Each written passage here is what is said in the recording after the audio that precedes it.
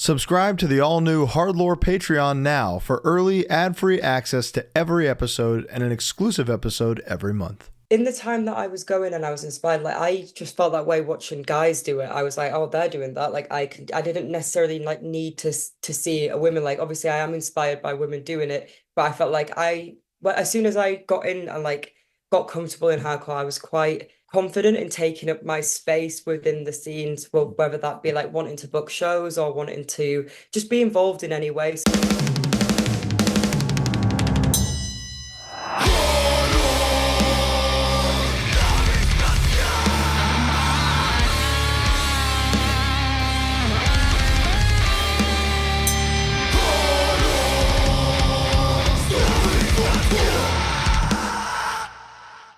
Hello, welcome. It's HardLore time. How are you, Bo? I'm doing very well. It's so early.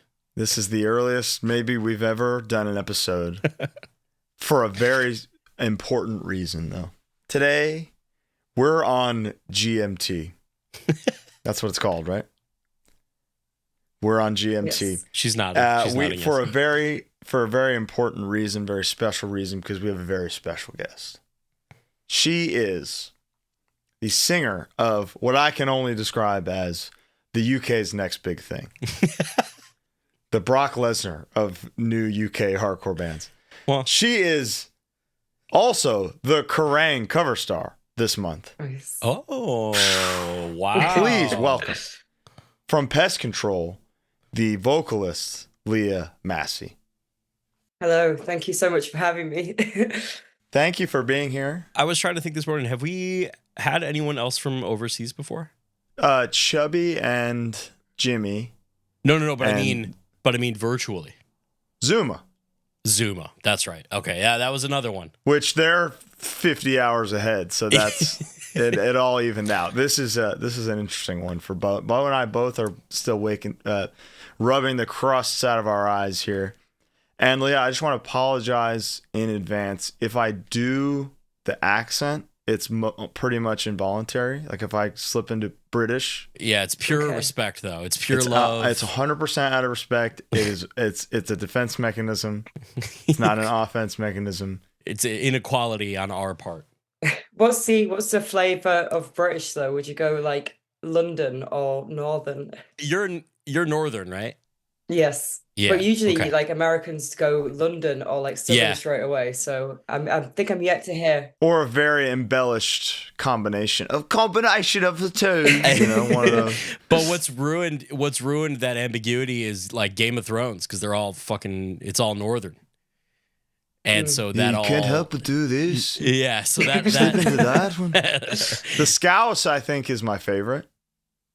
Yes, You know? I cannot do a Scouse to save my life, but I do like it, but I cannot do it. I can't do any accent, to be honest. You can't do American? You can't do American? There we go. That was pretty good. Perfect. That was great. It's funny that you said that instead of hamburger and French fries, like everybody else that does it. Yeah. Hamburger and French fries. If I'll call and response might go a bit better. That was good. Yeah. So I apologize if I become British at any point. Okay. Tell me about. Let's go right off the rip here. You're on the cover of Kerrang this month. How cool is that as a Brit? Yeah, right. Yeah. Yeah, kind of like unbelievable, but it was one of these things that when something gets mentioned, but it gets mentioned like weeks or sometimes months in advance, and it's like an idea that's come about a few times, but it's not actually happened yet. And then sometimes when it comes around to it, you're like, oh, this actually did just happen then. And it's a bit of a moment to like take it in and actually realize what happened. Because I was full on like Kerrang kid, like posters all over my bedroom. Awesome. Wow. So to be on it, yeah, it's a massive achievement. And it's just like feels a bit insane because we're on the front cover of Kerrang this week, but we practice above a garage in Armley, which is like quite a not very nice part of Leeds where I'm from. So just like the contrast of like our day-to-day life in the band, but then also being on Kerrang is interesting. But yeah, love it. Really happy that it happened. Did you do a photo shoot for the cover like weeks ago? And it just We didn't do it weeks ago. It came up, so the idea of us doing the cover shoot came up a couple of weeks ago, but the Got person who you. was trying to arrange it for us kept getting told that it would happen on X date and then it didn't happen, Mm. or so we were kind of thinking about when we could possibly fit in because Pest Control are completely on different schedules all the time, and trying to get like even an hour or two to take photos sometimes is like the hardest thing to plan. Pests don't rest, you know? Yeah. Um, so we were kind of waiting to hear on that, and then we managed to make it work in such an insane timescale, where we had a Tuesday morning free, and that's all we had up until like about 1 p.m. on a Tuesday morning. And it just so happened that the photographer that we went to go use also just had that time free in like the next couple of weeks. So it all worked out really well. One in a Perfect. million. Yeah, so was pleased with the results of it and everything, but it just was like it's just one of those things because I feel like part of being a band is accepting that sometimes you're gonna get things that come your way that don't necessarily happen. So Constantly, all the yeah, time. yeah. So I feel like it was just maybe one of those things where I was just like, is this actually going to happen? And then the turnover was like, okay, we've taken the photos and now it's going to be on for next week. So it was like that Oh quick of a shit. turnover. Okay. So Wow. it's quite a lot to digest. And then when it actually got put on their Instagram, they somehow got a version of the photo that wasn't high quality. So I was Perfect. like, I was trying to enjoy the moment that like, oh yes, we're in Kerrang, amazing. But then I was like stressing out because I was like, the photo's not the right one. So I was like emailing people, messaging Kerrang, like trying to get it fixed. And then they didn't reply till like 6 hours later and then deleted it and re-put it up. And I was like, Oh oh my Oh, no. that's God. brutal. That Um, intern just downloaded the wrong JPEG or Yeah. something. yeah, for sure. Brutal. But still, I mean, it's a huge accomplishment as any band, not just a British band. That's a huge thing. I don't think I've ever been mentioned in Kerrang, so I congrats. That's huge. Metal Hammer also called Pest Control the UK's most exciting band right now. Mhm. Really? So you guys are doing it. I think the proof that Pest Control is doing well would be me being able to Google Pest Control Leeds and not having a bunch of exterminators come up as the top results. Mhm. Like Pest Control Leeds, a band comes up first. Somebody with rats is furious. Dude, what the Yes. what the fuck is this? That was good. We get tagged in like loads of actual like exterminating reels on Instagram. Like people like Pest Control Solutions will tag us, and I'm like, what? Holy Why have they shit. tagged us? Like, are they using a song or something like over? But it's just like they tag loads of pest control companies. So we do get that, and we do actually get like random messages for Instagram for people asking genuinely for pest control. I'm like, Dude, have you had one look at like our page You or guys no? are tapped into the pest control, the greater pest control community. if the band doesn't work out, which I think the band's gonna work out, but if it doesn't, you got the Instagram. You got a That's fallback. You know what's it. funny is, and I haven't thought about this. So harm's way, it's the same for us. Harm's way is just a phrase that's Mhm. used all the time. So if you search, especially on like Twitter, without Yeah. if you don't search the tag, you just search harm's way, you'll get like Bible shit and like all like war shit, political stuff, whatever. Pest control is gonna be the same, but I would imagine Twitch and tongues and God's hate. No, the best one is dead fucking body. No one's dead No. fucking It's body. no, it's high school athletes tagging people that they've like tackled as dead fucking body. And they like we repost every time. So now there's this whole database of high school athletes that love tagging at dead fucking body. It'll be like You should make And then that like a highlight on the Instagram page so that they're all dead there. fucking body. Yeah, that's awesome. I always find that with like suicidal tendencies as well. If you search them up, it will come up with literal helpline numbers, and it's like, Yeah. Every yeah, time. that makes so much sense. Oh, yeah. If you something happened with Instagram, not to derail, but if you search if you type in harm for harm's way in Instagram, it'll pop up with like a, do you need help? Are you okay? Before Perfect. you finish it. It's crazy. Super helpful to bands trying to exist. So Leah, let's go back in time. hmm Tell me about you. Are you from Leeds originally? Yes, I am born and raised in Leeds. I am one Wow. of maybe a couple of people in the whole of Leeds hardcore scene who is actually from Leeds. So You're OG um, Leeds. I'm OG Leeds. Yeah, same I area love of Leeds and everything. So yeah.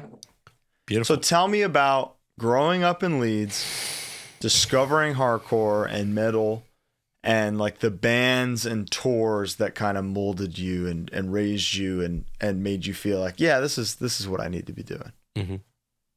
I say, like, as I said, I grew up like basically just like an emo, like a Kerrang emo. So I was into like Fall Out Boy, Paramore, like all these like bands who were like big on Kerrang at the time. Yeah. And then as I started going through school, I started getting a bit into like more metalcore. And I think this was like mainly influenced through I had a friend who had an older sister who I thought was really cool, and she was just going to like metalcore gigs all the time. So like anything that she was interested in, I was like, oh, maybe I'm also interested in this. But And what are some bands from that world that clicked with you? Because that's it's like foreign to Bo and I. So we would love to learn. Yeah. But even to me now, like the bands that I went to go see at that time, it would be I would see a band on a lineup for a gig, and I would pay to go to this venue in Leeds called the Cockpit, and I would go see the band, but I might not actually know anything about that band prior to going into it. That's Okay. cool. Some of the ones I can remember are like Bury Tomorrow, which are a UK band, I believe. So you guys may not have any idea who they are, but like Not I a don't think we clue. should like Not a clue. Huge in Chicago. Buried them well. Sheboygan. Very popular in Sheboygan. apart from that, like I kind of got more into like emo stuff as well. Okay. I So like heard that you have a very expansive knowledge of Fall Out Boy lyrics and lyrics in general. very expensive. I heard that you are a diehard lyric memorizer. That is true. I don't know how you heard that, but that is actually very true. Leah, prepare yourself for this. Colin, he's the spider. He's the master of whispers. I'm all Game of Thrones, I guess, but he has like figured out this thing, so he knows some stuff. Okay. He said, "I'm along for the ride." The lyrics thing is like I don't know. I've just got something in my brain. Like even when I was younger, lyrics would always just stick to me the most about anything to do with music, and it'd be the thing that I remember the most, or which is kind of like a blessing and a curse because when you've just got like you wake up with a certain song in your head and you're singing like the lamest song that you could possibly imagine and you know it word for word. It's like I don't actually listen to this as often as it seems that I do. But I don't know why my brain just does work in that way, which really helps. Is it just like you'll hear a complimentary set of phrases and be like, oh, that's fun, or you're really like latching on to the meaning of what they're saying? A bit of both, I think. Like sometimes, like it really depends, like the context of the song and whether or not I think that there might be something a bit more behind the lyrics, I guess. Nice. Or if it's just a case of where like it's catchy and it's in my head and my brain kind of can like, especially if it's like a pop song, my brain just will know what's going to come next because obviously they've rhymed this with this basically. So like it's kind of like a almost like guessing, but then what's going to come next, but then having an idea because you've heard it before and it's stuck in your head. And is Fall Out Boy a particular specialty of yours? Fall Out Boy is, I'm not sure I'd say like lyric wise, I'd say Take This to Your Grave. Mm-hmm. Yes. I could do that lyric wise. I reckon, yeah, maybe actually. I'm maybe not giving myself as much credit, but I could probably do a lot of Fall Out Boy lyrics, yeah. Beautiful. We're Fall Out Boy guys here on HardLore, so no judgment here. We're all in. Yes. So when does hardcore come into play here? Yeah, how do you go from metalcore to emo to? What's the band? What's like the singular band that gets you there, and who are the people in the community that guided you there? So I would say for me it would be probably bands like Title Fight and Basement because I think one of the earliest hardcore shows that I went to would have been Basement with a band called Breaking Point from the UK. And Breaking Point? Yes. Hold on, they were a straight edge band. Louis sang, Yes. right? Yeah, I have a shirt somewhere. Yeah. I got one. I saw them, so like it was more so like seeing hardcore bands play with bands like Basement, Title Fight, or like these emo bands that were like hardcore adjacent and then getting into it from that. So like I remember seeing Title Fight in either 2012 or 2013 and they were touring with Dead End Path at the time. Mm-hmm. And that was so these kind of shows, and then I got more into like I would say the more accessible hardcore bands at that time. So like Turnstile, Backtrack, Mhm. Whole World, and they were all playing Outbreak that like second like the year after basically. So I went to go out to Outbreak, saw like loads of other bands, realized that there was like a big UK scene within this as well, and Wow. So um Outbreak made that kind of click for you. I would say so, yeah. So between it was a toss-up really between like Outbreak and the venue Temple of Boom at the time, which Uh, Great name. yeah. well, It, I was gonna ask about that. I was almost sure it was gonna come up, but how are you? I just heard that they're officially closing. mhm. How Yeah, you? it is like a massive loss. Like if Boom hadn't been there for the past couple of years, I don't know what hardcore in Leeds would look like without that Mhm. venue. So although it is kind of positive because apparently they're looking at somewhere new and it's a decent venue and they can take, but it's like all the memories. So when I first started going to Boom, it was literally insulated with flannel shirts in the roof. Like it was so Perfect. like so far away from like pro venues. And that's what I loved. Like just went there and instantly felt like this was like a space for me and I Mhm. was quite happy again, like similar to what I did going to like a different venue in Leeds, which also closed down, the Cockpit. We've all got one that tragically leaves us too early, and that like the horrible aspects of it are we hold so near and dear to our, like the Cobalt Cafe here that closed. Yeah. The walls were carpeted and would sweat. Mm. There was moisture locked in a way where if moisture reactivated, the whole room sweated or Yeah, sweat. The Yeah. acoustics at the Fireside, which is a bowling alley, weren't great, and the bathroom, like the smell and the Everything that happened. and then Brutal. the bathroom, the smell in the bathroom was crazy. We played a really early Outbreak when it was still in Leeds, and Breaking Point played, and Mhm. Dead End Path also played. Interesting. Okay. It might have been They were around that they were time. on the tour with we were on tour with Brutality Will Prevail. Dead End Path and Us was the Euro tour that we were on. Okay. So it was 2011, I think. Okay. Yeah, I think that might have been like a year earlier than Ah, when I first went to Outbreak. So just missed her. just missed. So I do think your trajectory, Leah, is like a testament to mixed bills. totally. We got to Mhm. keep mixing these bills because she goes to see a metalcore band and Title Fight's there. She goes to see Basement's there and Dead End Path is there. We got to keep this going, y'all. We're changing lives here. Well, sure. another testament to that is the tour that she and I have coming up with Basement and Knocked Loose and our Mhm. bands. Yeah, that's insane. That's a pretty. Is that full circle for you touring with Basement? Are you like friends with them, or is this?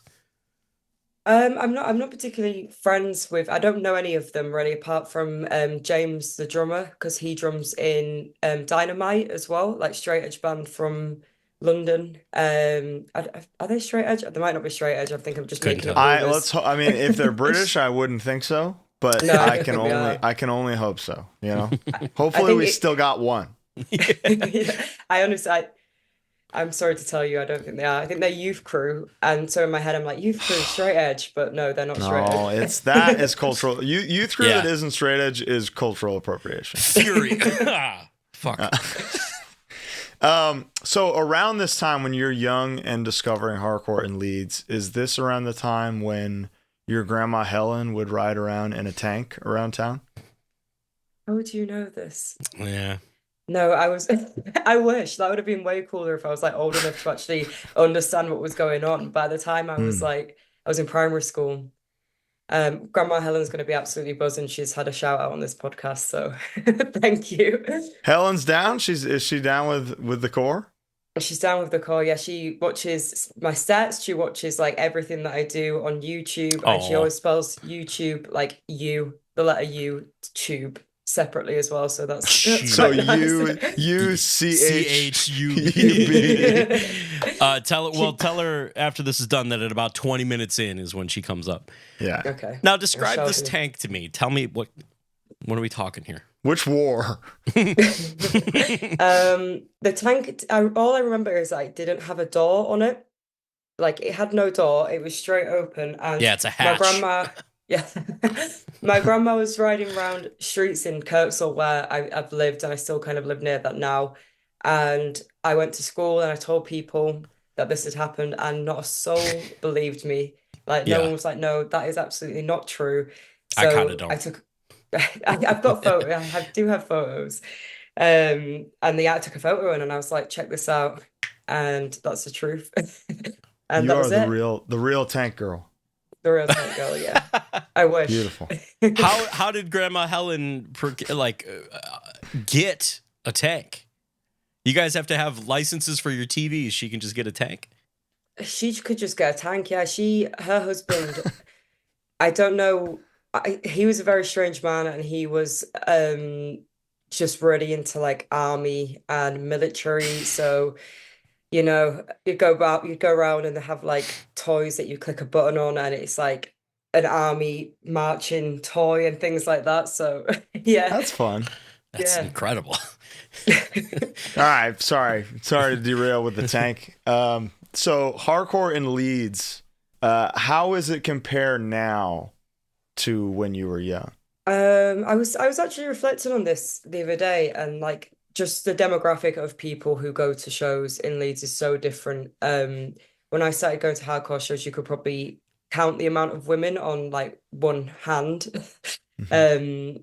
And now you can see so many people who are non-male just like at gigs and taking up space and being there and playing in bands a lot more frequently. So that's a main change that I've noticed in terms of like the crowds, and like a lot of I'm going to say a lot of younger people are coming now, but I guess at the time I was the It's the younger best. person. So Yeah, but that you might have been in the minority as a younger person, whereas now like there was a period in hardcore where the like average age of a new showgoer was like 25. yes. And those are the dark times to me. I think it's always going to be for the youth. So when it starts to skew younger is when things are going well. But what's interesting is there, and meaning no offense by this, it's just the nature of how stuff goes. They're always like a few years behind over there. The UK? Yeah. Well, just on the other, Europe and the UK. Well, Europe especially. The UK is a little closer to Behind to just what the status quo or the norm or just what we're used to. As we're seeing Drain and Tsunami play Sure. or basically arenas. But then at the same time, you have Outbreak that is doing 10,000 and now this year 30,000 people in London. But what I'm saying is, to a vast amount of young people at those shows. I was at Outbreak this most recent year, last year, or earlier in this year. Jesus Christ, time. And there were young people, but it wasn't like young people. Yeah, but there's a difference between Outbreak and the local scene. This is exactly my point. Is seeing how there's going to be my prediction, Bostradamus prediction, is that in the UK in the next couple of years, I would be interested to see if we're not seeing really young people coming around. Mm-hmm. You know, as it great. was 20 years ago for us. It's just like it's an interesting thing.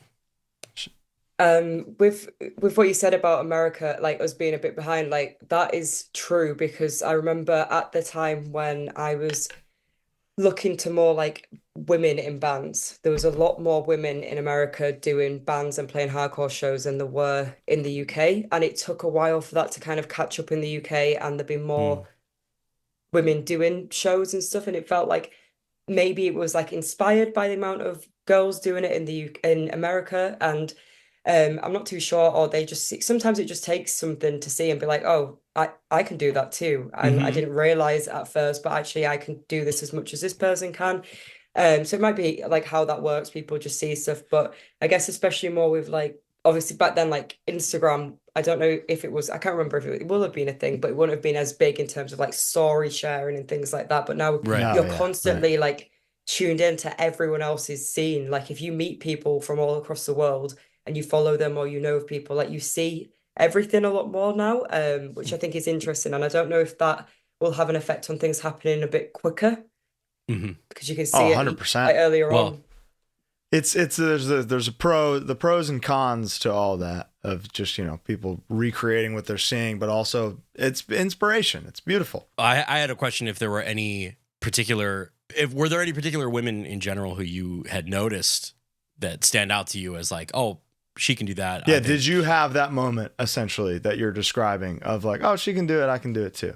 I didn't really in the time that I was going and I was inspired, I just felt that way watching guys do it. I was like, oh, they're doing that. I didn't necessarily need to see a women. Obviously I am inspired by women doing it, but I felt as soon as I got in and got comfortable in hardcore, I was quite confident in taking up my space within the scenes, well, whether that be wanting to book shows or wanting to just be involved in any way. So I was I remember when I kind of was toying with the idea of wanting to start a band. So me and I think four other girls was oh yeah, we can start a band, and we started writing lyrics, but I don't think anyone could play an instrument. No one could play an instrument. And we had a name, we was gonna call it Crossfire, Marauder song, and we was we can do this. And we had literally everything else but the means to be able to play anything or do anything or record anything. But we had the vibes and we wanted to make it happen. So that's the most punk thing ever. I mean, now Crossfire seems possible. Yeah. Your world is opening up. We'll sign it. You got 5 singers ready to go. Yeah, we got it. So since Crossfire didn't pan out, was there a band before Pest Control that you sang for or played in? I did 2 bands before Pest Control. So I started doing a band in 2017 called Cheap Surgery. That band was by that time. So I was still into hardcore, but I was really in the punk scene a bit more at that specific time. Sure. So, and that was mainly because there was actually a lot more women playing in bands, and I know you see hardcore punk and you see it as one scene, but in the UK there was quite different scenes in different venues you'd go to see bands and things like that. So and it got to a point where in hardcore there was, still shitty things happening with guys, or the way that they were treating me, or some of the comments and things that got made, and I just got a bit sick of it, and I was moved over. Again, it was still interconnected. I was still within this scene, but I moved over more to that because I was there's way more women and in this scene that I feel I can be more comfortable. So the band Cheap Surgery came on the back of that, and it is hung kind of in the a bit Exit Order with loads of delay vocal vibe. Cool. Yeah. Cool. I listen back and I absolutely cringe and I hate it now. Well, that's natural. That's only natural. That's what we do. Now, let me ask you something about the men or people in the community that were kind of down on you in that time or made you feel like you needed to find another community. Have they ever been on the cover of Kerrang? No, they have not. Okay. Much to think about. So Cheap Surgery, and what was the other band? The other band was a band called Implement. Weapon Tour, yeah. And that was kind of metal punk, so that was going more towards the direction that was 3 out of 4 of us went on to do Pest Control after that. Oh, okay. Pest Control thrash, as the tag is, right? So that's yes. I was wondering where it originated, so this is all tying together. Yeah, so it kind of got more into that. We didn't start Implement with the idea that it would be a metal punk band. It was just mainly going to be a hardcore punk band. Cool. But it ended up having some bits that were a bit more metallic. And Joe Kerry, who's our guitarist, he was playing bass at the time because he randomly had a chapter of his life where he was I'm no longer playing guitar. And he just kind of hung it up and was that's me done, and I'm only playing bass now. I get it. It's the best, but I've heard this man's riffs, and that would be a crime if we never got there. Yeah, I don't know. I'm not actually. I probably have spoke to him about this, but my memory is goldfish memory. go straight away. So I probably have spoke to him and know the reason, and I don't know whether it was like a perfectionist thing, because Joe with guitar is very like, he loves guitar. It is his world. He is a guitar tech. He's a guitar teacher. He plays guitar in a band. He does everything guitar related. So I don't know if it was like he felt that way about guitars and it was getting too much, and he felt like he was putting too much pressure, so he was like bass. And if I'm completely getting this wrong and he listens to this back, he's going to be like, fuck you, Leah. I mean, I like your version, if anything. It's really funny. Yeah. It's funnier than the truth, probably. So we're going to go with that. Yeah, we can go with that. I just got too close to guitar. I needed some space. Yeah, I needed space. Some bass space. That's how it goes down in my head. I like that. Before we get into Pest Control, Leah, I know you are an avid watcher of reality TV. Are there any shows in particular that you like? Oh, yes. Yeah, this is my topic of conversation. I have just finished Married at First Sight in the UK version. Do you guys... Sounds insane. Married at First Sight? Yes. Brutal. So literally... It's exactly what it sounds like, I'm assuming? Exactly what it sounds like. They meet on their wedding day. They get married. They see the person for the first time on their wedding day. Then they go on a honeymoon. Then they live together for like 6 weeks. And then they decide whether they actually fully want to get married to this person. Now, are these like cultural marriages, or is this like, hey, we're going on this UK reality show to get married at first sight and see if it works? Yeah. It's probably just people who've like maybe applied for any other reality TV show or any other like chance of fame, and this is like the last option for them. So they're like, yeah, I'll marry somebody so I can get on TV for a bit of time. But what you doing? What you doing? That's all I imagine. Are there any Married at First Sights that have worked out? Yeah. Yeah. I don't know. I can't think of a single one where I'm like, Love is dead. Perfect. I don't follow it up after it happened. Like it happens, I'm there and I watch it, but I'm never like that. Like maybe for like a day or two after, I'll be like, oh, I wonder what's going on, because sometimes they can't like share anything online until like the reunion shows happen, but they've already had like loads of changes or whatever. Right. But yeah, so I've just finished that, and also Big Brother. Do you guys know Big Brother? Oh, okay. So I worked for Big Brother US for like 6 seasons. I had no idea that existed. Big Brother US. Oh, yeah. Canada is apparently the best one, from what I've heard. Like Big Brother Canada, I guess, is the GOAT. But I know Big Brother UK is much more popular than US. That's a great show. I could tell off the air. I can tell you. I can answer any question you got. The only British reality show I have any idea about is The Only Way Is Essex. Oh. Which is like, is that like a classic one, or is that like old? Is that old hat? That's old for me because I only used to watch it when I was in like high school, maybe. But now it's still running at the moment, because I saw it when I was flicking through finding my reality TV show of choice the other day. But it's still going. Have you ever seen any of that, Colin? No, you haven't seen Naked Attraction? Is that me? To me? Me? No. Oh, I know you have, Leah. No, I don't. I don't watch. I detest reality TV. Naked Attraction is probably the craziest thing I've ever seen. Mm-hmm. Explain it to me. Because you're scrolling through network TV, and then you see balls, butt, shaft, boob, everything. Full nudity? Full everything, dude. They're sick over there. They show it all. They're sick. I'm eating me fish and chips, and straight up, dude. I'm having a mince pie. Me favorite mince. A saucy on the side, maybe. And then this fucking ball comes up. No. Tell me about Naked Attraction, Leah. Is this a show you like? It's not a show that I watch a lot, but I've always found the concept like absolutely wild. And it's insane. on like, yeah, it's perverted. It's on like big time like TV channel as well. I think it's on Channel 4. So it's like, and it's not even probably on at a time that like your kids have gone to bed. Like the kids are probably It is. up. No, it's on at 15:30. Those people are sick. Yeah, that's really crazy. But The Only Way Is Essex is basically Jersey Shore there.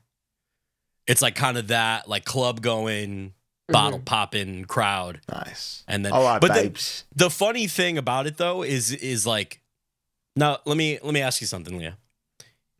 How do you feel about the idea that more of these, less of the like game show type ones, but more of ones like The Only Way Is Essex and stuff like that are like heavily scripted, if not heavily outlined? How does that sit with you? I'm like on the side of if it's entertaining to me, I don't really care that much. Fair I'm enough. like, hey, we're wrestling fans, so what can I say? Okay. You know? I mean, I can give you some insight into that. Bo, I worked in this world. You worked on you worked on a more game showy one. No, but it's no. Big Brother is drama. I know, but it's based around something it's based around something. Whereas like Real World or The Only Way Is Essex and like all these older ones are so what happens is though they're real, but it'll be a producer being like, and how did you feel about what she just did to you? You know, and then they go, well, okay, well, how could you phrase that a little differently? What was the one where it was like, it was either The Hills or Laguna? It was one of the ones where it like on the last episode, it was like, and cut. And it like, I think that was The Hills. The Hills. And like, it showed the crew and people. I remember I was in high school. I remember people were like, what? And it's like, yeah dude, it's fucking. But it's all great stuff. It's entertainment, you know? Yeah. Big fan. Okay, let's talk about Pest Control now. So how did Implement lead to Pest Control? So Implement just kind of like fizzled out at the pandemic. We had like a Euro tour booked, and I remember like the group chat was like up until like all these cases were getting announced, and like in Europe it was in Italy mostly where it got like the quarantine and everything happened first, and that was the first place we were meant to go on the tour. And perfect. I was in a group chat with obviously like a bunch of guys, and I was like, not to be this person, but it really doesn't look like this tour is happening. And everyone was like, nah, it's fine. Like we can just go and just see what the promoter says. And I was like, it doesn't work like that. I was like, obviously, like I haven't done a pandemic either, but I can see that it's clearly not going to happen in the way that we can just rock up, get on the flight fine, and then just be like, oh, hey, like, what's happening with COVID here? I was like, the show will be cancelled. And like loads of bands who were touring around that same time were having shows cancelled. So it was like really obvious. So I just put that. And then after that, it was kind of like the band was fizzling out anyway, just because we kind of had like different ideas. And me, Ben, and Joe just really liked the idea of doing like crossover thrash. And we was like, why not do this? So Joe got his guitar off his wall. Wrote some riffs. Yes. Fucking Isildur's heir went to the shards at Narsil. Yeah, it was like him looking at the bat suit in the cave, putting it back on. Ironically, this tour that we're about to do with Knock Loose, you and I, is the makeup tour for the tour that got canceled with Knock Loose because of COVID. Wow. Oh, okay. Yeah. Beautiful. So Pest Control starts and puts out a demo in 2020 because your other band's tour was canceled because of COVID.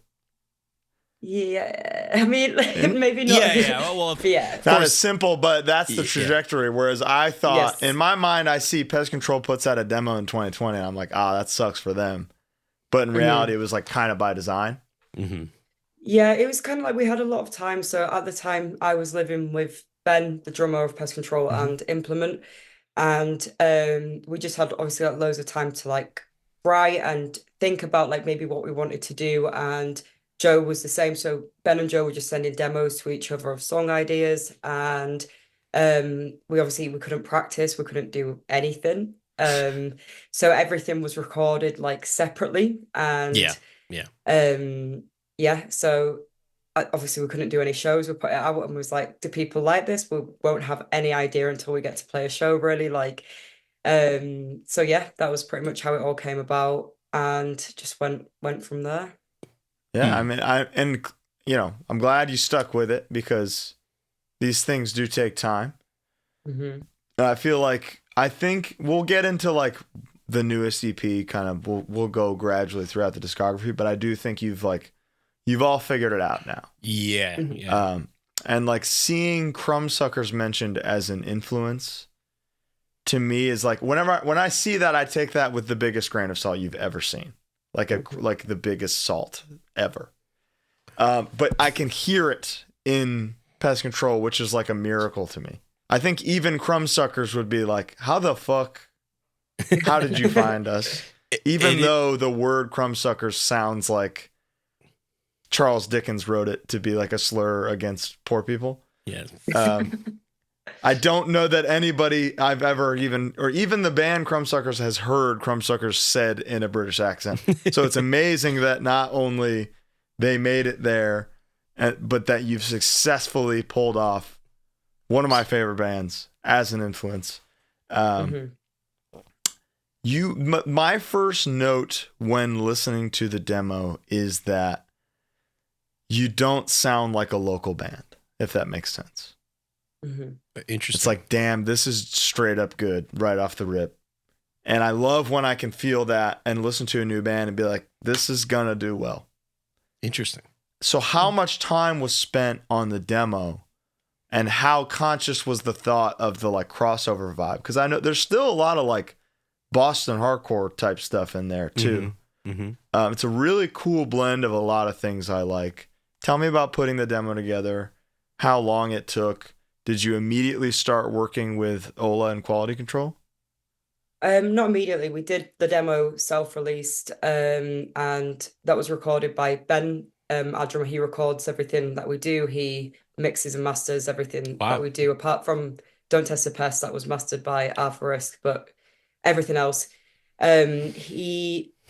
The demo just came about quite quickly, I think, because we all knew what we kind of wanted to go for. Like, we knew we wanted, like Crumbsuckers, Municipal Waste, like all these, and like the blending pot of bands that people in Pest Control like works really well. So we've got some bits that are a bit more like punky, a bit more hardcore, some bits that are a bit more like thrash on the side of like Joe loves like Testament and bands like that. So it was like, and then bands like Crumbsuckers, I love like Ludicrous and like that kind of style of like crossover. So, and then obviously at the time it was just the three of us, and then we've got Jack, who joined us shortly after that. So Jack he's a good friend of ours. He's always been a good friend, and he was in a death metal band with Ben and Joe at the same time called Mortuary Spawn. And he was living in London at the time, but he moved to Leeds, so it was like, great, you're the bassist of Pest Control now. I love it. How jealous is Joe that he gets to play bass? These days, I probably think he couldn't care less. I mean, but was that did you say Mortuary Spawn? Mortuary Spawn. It's a sick ass name. Well, it was Mortuary Spawn, and I was Mortuary Spawn. I was like decoding what that was. Yeah, it's a more interesting.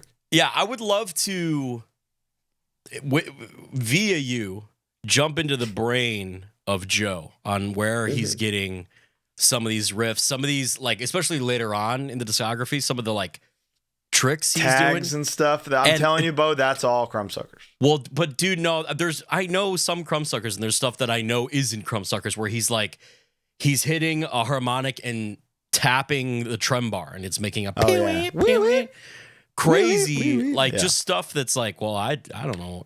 The only contemporary band doing things like that is New World Man and Dead Body. I mean, truly. Yeah.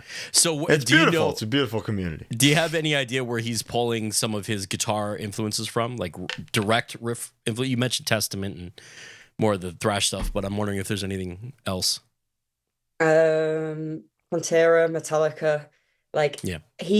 Joe is like a genius music wise, like riff writing wise, but also there's a lot of bits that other people do to condense what he writes sometimes. So Joe will be like, sometimes like Joe's like in Google Drive and he's like, I've just uploaded 25,000 riffs to the drive. And then like Ben's quite good at like putting bits of songs together and like thinking what might work from one song to another and like actually constructing a song. Whereas he's a producer. He's the Bob Rock, Ben Rock. Yeah.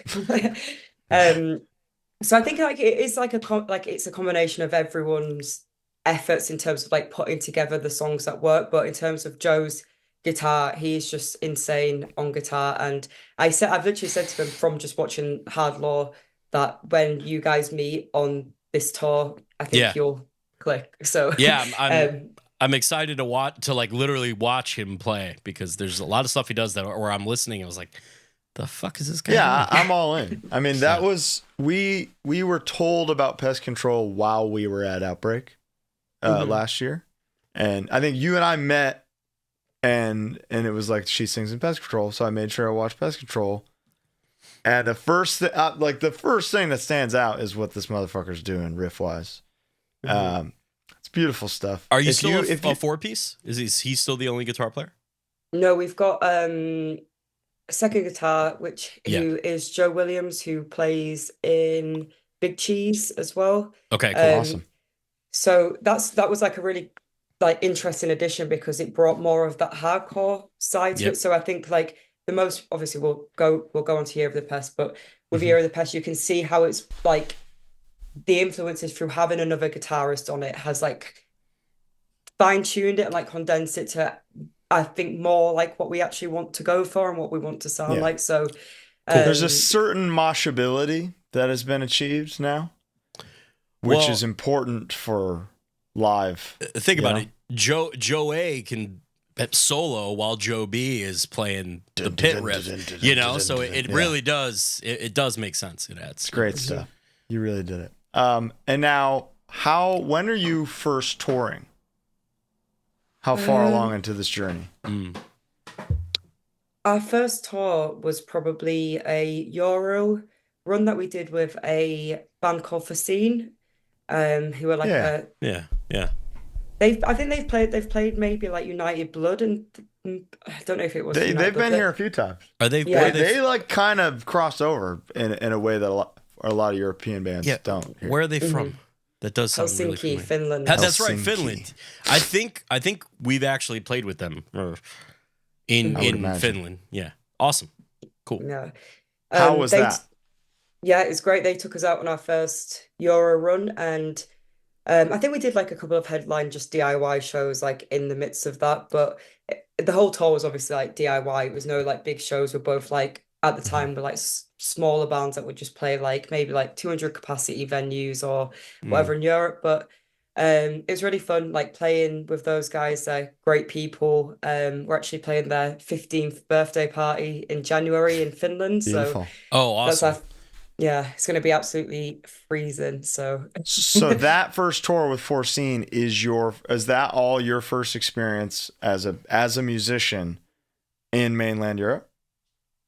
No, as in like with the only band we've done it with Pest Control. Yeah.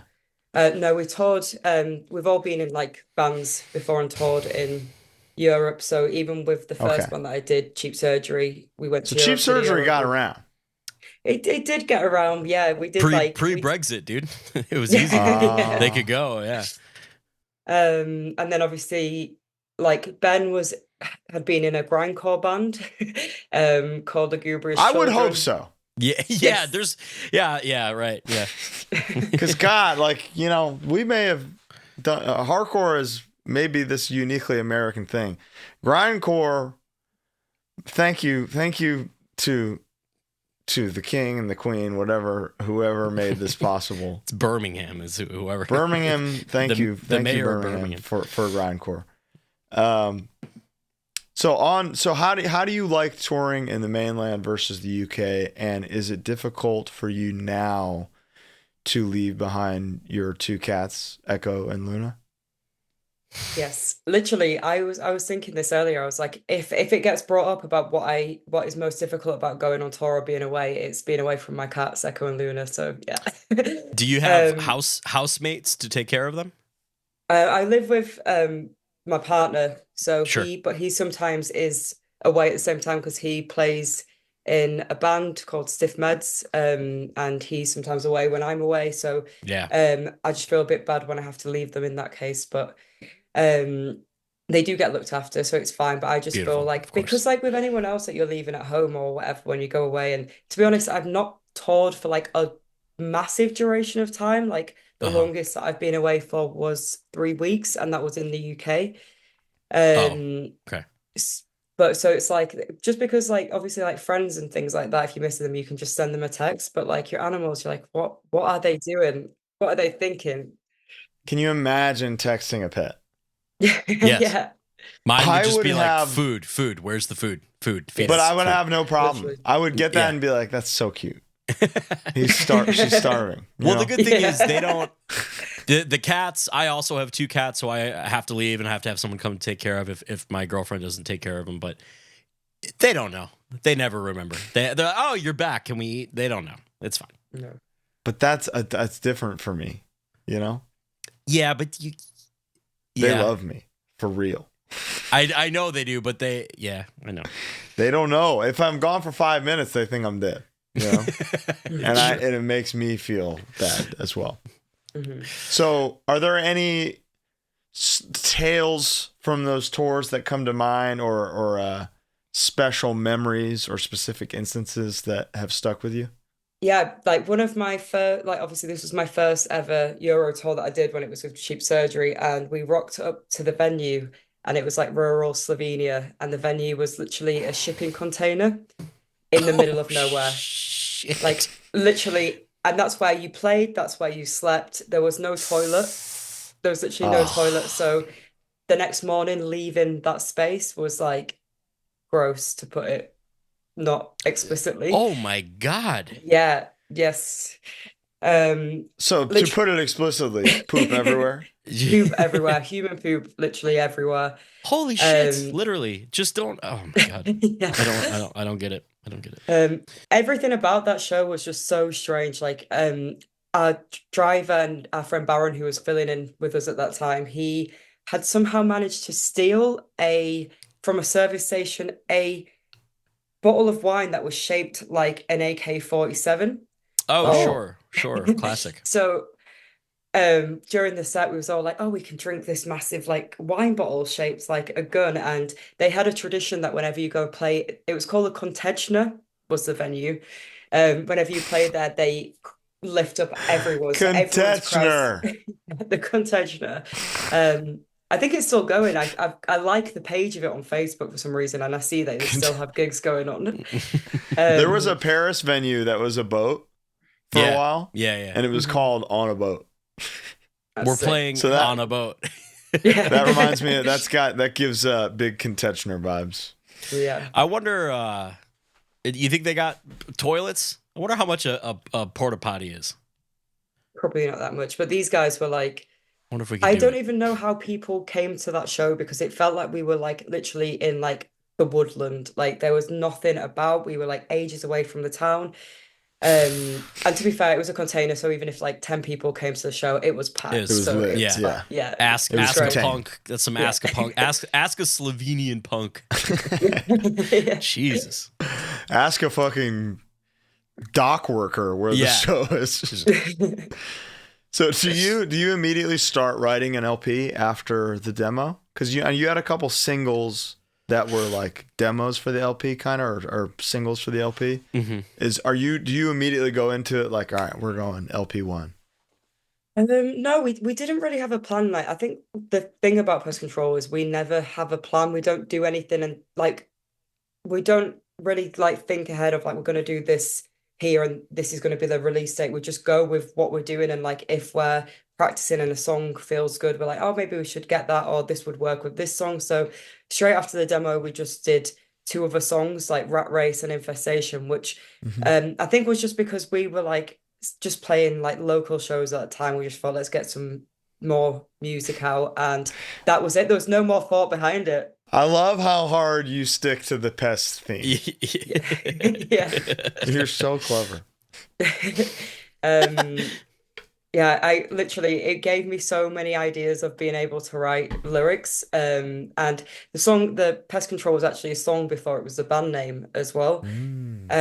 Which was literally because me and Ben had fleas in the house at the time, and we couldn't get rid of them. Bummer. So, yeah. So yeah, that's how the name Pest Control came about. And after the 2 songs we did, that's when we thought, right, okay, we can do an LP now. But even still, it wasn't planned. Like we weren't like, we'll do like a set amount of songs, or we'll have it out by this date, or like it wasn't that we was already working with like all our quality control and being like, oh, we'll have it out. Interesting. We just started writing songs and just kind of like worked on it, and then it came up eventually with Ola to put out on Quality Control, and I was like, yeah, we can make that work. And similar to how this EP came about, really, with Triple B, Triple B, um, right? it was just like we were just kind of going with the flow, which we tend to do a lot of the time. It's like we do, like, obviously now we do have a bit more honors that we have to plan and prepare and like actually Sure. think more about, like, if You we're got going a to be busy. team and agents. Do you guys have a manager? Yes, we have a manager. Nice. Who's Nice. doing all your Spotify stuff, all the syncing and all the links and stuff? Because all on your Spotify? shows are there, your merch is there. I don't know how to do any of that. So Yeah, great it's job. We do amazing. that. We just do that all ourselves. Well done. It looks really Mystery to very me. pro, very good. Sometimes I look at other people's and I'm like, this looks amazing and ours doesn't look as good. And I don't know how you've done God. this. And like, do you know, bands that have like members created playlists and things like that, I'm like, Yeah. Yeah. but yeah. So like we do need to plan a bit more now, because like next year is looking quite busy for us. And it's like, if we don't start thinking about when we want to start writing, then LP2 may just not happen for a while, but we obviously want to make it happen. So it's about balancing that without burning out or anything like that, but making sure that it's still something I think that comes like naturally to us. I don't think anyone in the band is like people who like the idea of feeling forced into writing or doing anything music. It has to Who just does? be like you No. feel that way, so you're Yeah. just gonna do it, and that's how it works out. Totally. Yeah. And I mean, that's the way to do it, is the best ideas come to you, that you can't seek them. Mhm. So 3 years into the band's career, you put out an LP. That summer, you get asked to play Outbreak. Yes. Was that your first? Did you play 2022, or was 2023 your first time? We played 2022 on the that's second awesome. stage. So because we got a message from someone at Outbreak basically asking if Implement wanted to play, like after during the like, I think this might have been before or like at the time we were still working on it, or I can't really remember what it was, but we got a message asking if Implement wanted to play Outbreak, and we was like, oh no, but we've got this new band, actually, Pest Control, like I can send you the demo. It might actually go down a bit better than Implement would at Outbreak. Right. Didn't hear anything back for a bit, sent them demo. I was like, they absolutely hate this, that's great. And we're never going to play Outbreak now. And then they asked us to play. So we played on the second stage at Bowler's Exhibition Centre, so the same place it Right. was This year. This year. this year. Yeah. And yeah, that was like one of the gigs where I was like, holy shit, this is great. Like, people, we've not even like been a band for that long, and people seem to know and are responding well, and people who maybe didn't even know the songs like enjoyed the set. So that was like quite a big moment for us to play that show and be like, oh, that was actually a lot better than I think we anticipated it in our head at the time. Just thought that we'd go on and we'd just be like, oh, like no one's really bothered about watching us, or no one like knows us at this point. So I'm full of self-doubt all the time, obviously. So I think that about like any gig ever. Self-doubt's good. Yeah. Then when things rock, you're like, I doubted that was going to be good, and it was really good. And it's nice and surprising. Sure. So that's really, I feel like for somebody who grew up in Leeds and you went to Outbreak and it kind of helped shape you as a musician and as a fan, that's a really special thing to get to do. Mhm. That was where Bo and I first heard you. So there's a lot of full circle stuff with Outbreak. And I do think lately there haven't been a ton of British bands on the festival at all, which that happens, Yeah, of course. So for you guys to be amongst that short list of British bands on there 2 years in a row, and then did you just play the like October mini version?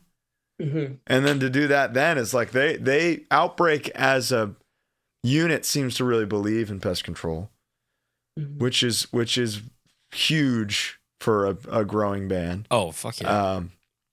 What was that like playing the second year, and then how was the thing last month?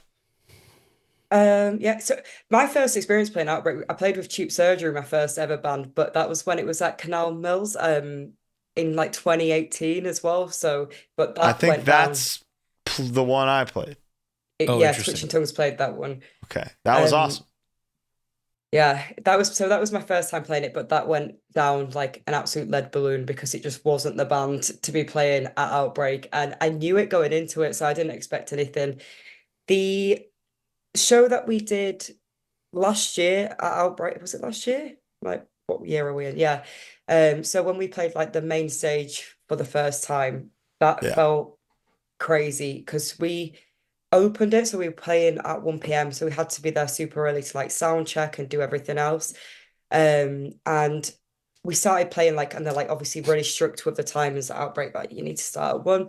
But they have obviously that like gate through the mosh for the mosh bit, like Yeah. around the We fest. didn't like that, but Not a fan of Yeah. that. but I get it now.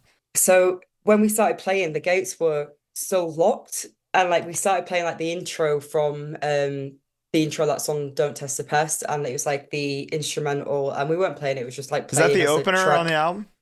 Yeah, I think so. Maybe it's not. With the no. like harmonized yes, instrumental yeah. lead thing? Yeah, that shit's awesome. In my head, I was like, is it the opener or is it halfway through? Really can't remember, but It might be halfway through, but so that started playing, and we was like, oh my God, like people are still trapped behind these gates. So we were like, are people going to be able to get in time enough for like when we start our set and everything like that? And it was actually a really special moment because people like running to try to get to the front in time to be able to watch it. And like, amazing. Again, with that set, we didn't really expect it to go down as well as it did, but it was great, especially being the first band on. We're like, people have literally just got here. It's 1 p.m. So let's see. Yeah. Outbreak just gone, even better than that one, I would say. We did it as like the Year of the Pest release show. Like a release. Oh, cool. Because we weren't originally on the lineup for Outbreak, and we was going to do a release show. So we was like looking in Leeds to do a release show, but the venues that we wanted to use were just like full, and it was a really busy time of year for like touring bands and everything like that. So I was like sent an email just basically be like, oh, what about doing like Year of the Pest release show as an Outbreak pre-show in Manchester? Because obviously it was one day and it was on a Sunday this year. So I was like, maybe we could do that on Saturday. And they were like, oh, do you want to just do it at the actual fest instead? And was like, yeah, sure. Yep. Yeah. So is the one that they just did in October, is that like the same scale, or is it like you said it's a 1 day thing? So is it the same size, or is it smaller, or how does it differ? It was at Bowler's Exhibition Centre again, so it was like the same size and scale as the other ones, but the one in summer that they just had recently was even bigger because they had the stage set up outdoors, so they had that extra bit. So yeah, it was the same scale, like absolutely packed still. I don't think it was sold out, which I think the other one was maybe, but that one was way more like emo-y kind of vibes than like there was a few hardcore bands playing, but it was definitely more like few and far between to like more slow and like softer emo-y kind of like music. I use emo to generalize like anything that's like slow, so like adjacent. Yeah, so does my mom. Yeah. That's okay. Yeah, so does my dad. But yeah, it's great. We played a bit later on that one, so we played at like 4 p.m.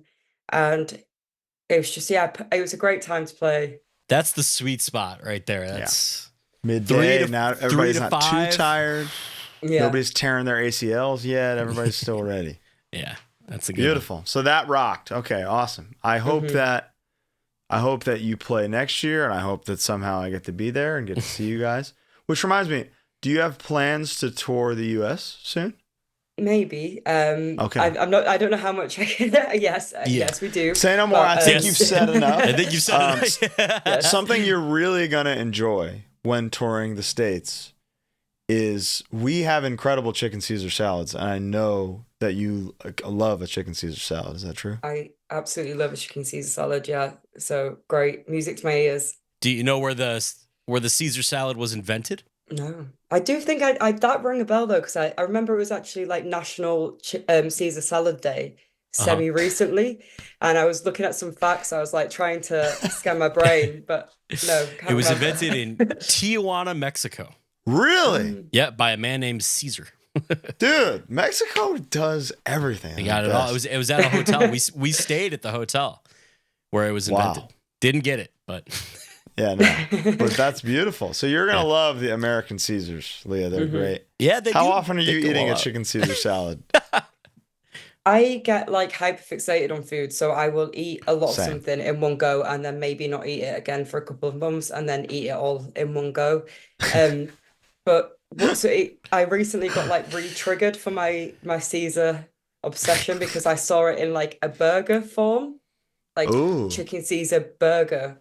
There's a place was called like- Giada here, an incredible sandwich shop that does a chicken Caesar wrap Yeah, wrap. that they are like now world famous for. So when you play LA finally, I'll take Pest Control to Giada. We'll get you the wrap. You'll never be the same. Hell yeah. I look forward to it. Good. Pardon this interruption. It is so important. We interrupt this amazing episode to tell you all about Manscaped. Every single day, I use a product from Manscaped, often multiple. And Exactly. every single day, I'm so happy to have Manscaped. Exactly. Whether you're just walking the streets stanking, whether you're performing, there's something for you. Manscaped.com, use code HardLore, you're going to get 20% off and free shipping. Site-wide. I don't know that works internationally, but to our international listeners listening to this episode, give it a shot and let us know, because honestly, it would be very helpful. The Crop Reviver, the Crop Preserver, the Crop Duster, these are all things we swear by. The scrubber. The body scrubber, the body wash. I use the beard trimmer all the time. Number 3. No problem. Also, you go to Target, the trimmer alone is like $100. Mm-hmm. You go to manscaped.com, use code HardLore. You wouldn't believe what you get with $100. Christmas is literally around the corner. Now, to our British listeners, I know you love Christmas more than we do, perhaps. We just did an edit and Bo's still laughing, but we'll continue. I know that you guys love Christmas and it's right around the corner and Manscaped's really good, so try to use our code, okay? Yeah, please, and just let us know. But for anyone at home, you got everything you need, male, female, other, doesn't matter. We all got hair. We all got hair. We all got to escape it, and that's the truth. Okay, so use code HardLore, get 20% off. This episode is also brought to you by Mad Vintage. I'm talking to everybody. I'm talking to each one of you out there. Yeah. My closet's getting full. I need you people out there buying from Mad Vintage. Please, taking the God, good get stuff. it before we have to. It's on you now. We've already fulfilled the prophecy. We've brought Mad Vintage to the epicenter, and we've unfortunately become his number one customers. So this must end. Okay, get the shirts before we do. If you're listening to this episode, you like good stuff. That's a fact. Fact. You know? He's got everything you're looking for. You can sort by most expensive. Now we know that option. And you'll see the coolest shit you've ever seen in your whole life. So quit messing around, okay? You use code HardLore15, you're getting 15% off. And listen, And this stuff adds up. yeah, it might not sound like a lot, but boy, is it. And he's got everything. He's got metal, rock, hardcore, rap, movie, like miscellaneous stuff. Yeah. And Luke is always willing and looking to buy. So if you got stuff you need to offload, reach out through Instagram, reach out through their website, whatever. And then he'll reach out to me, and then I'll buy it from him. And everybody wins. Okay? Back to this incredible episode. Tell me about... So we're big gamblers on the show. Oh. Tell me about your £1,000 win when you played bingo. The Okay, only yeah. time. Yeah, the only time that I played bingo and I did absolutely nothing to deserve that win because not that you ever deserve to win bingo, but even worse was that, A couple senior citizens I know would beg to differ. Just be like, what the yeah, it's skill. Oh, I deserve this bingo win. G24. It was actually like it was my first time playing it, and you get screens like iPads almost, and you don't even need to circle it. It does it for you. So that's what I mean about I didn't even dot the numbers. I was sat as like a moody, like 17, 18-year-old with my mum and my grandma. That's a And slot. That's a slot machine. Is this Grandma Helen? this Yeah, is is it Grandma Helen? Helen, yeah. Dude, Helen From- fucking rocks. She's awesome. She's taking my grandkid gambling And yeah, they just in the called it up. tank. Sorry. She's absolutely insane. She's like the craziest woman. But like in the most like she's just so blunt and like straight to the point with everything that it's just insane to be around because you don't meet many people who are like that really. Yeah. And then when someone just says exactly what, like someone's like slow in front of her at the supermarket, she's just like, what's she bloody doing and all this, and I'm like, oh, And you're like, grandma, you Grandma. can't say this. Yeah. And she like does that thing where someone like talks loud so people can hear that they're talking about them as well, and I just like I shrivel up and I'm like, oh, please stop it. My wife's the same way, talking. She wants the dickhead in front of her in the grocery store to hear all of her grievances. Now, tell me about the bingo win. Yeah, it was basically I was sat on my phone, like not even paying attention to whatever was getting called. These numbers were getting circled on this iPad in front of me, and then I was like, it just came up like full house, and I was like, Full okay, house. yeah, and I was like, okay, like what does that mean for me? Thinking like I might get like 20 quid, like maximum, Yeah, and they right. went over, and they literally just like handed me £1,000 in cash, and like.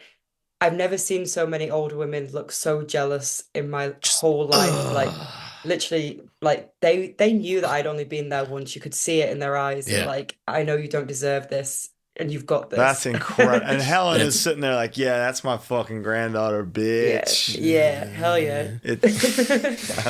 That's amazing. Awesome. Wow, congrats. See, that's the joys of gambling. You never know. It just takes one chance to win. Is that like, have you taken up gambling since then, or is that are you a one and done?